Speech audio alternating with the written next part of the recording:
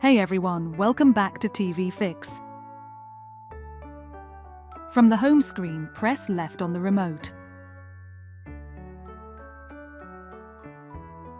Navigate to and select Settings.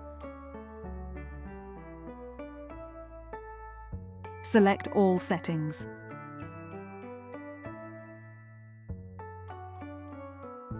Select Connections.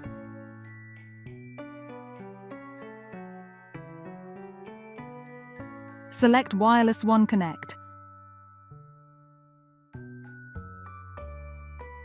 Select Setup Wireless One Connect. Select the device you'd like to connect to.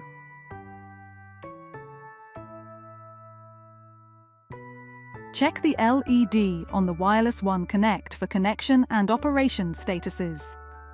Low signal check. Get notified when the signal strength between the TV and the Wireless One Connect is weak. Power adapter. Check Get notified when a power adapter is used on the Wireless One Connect.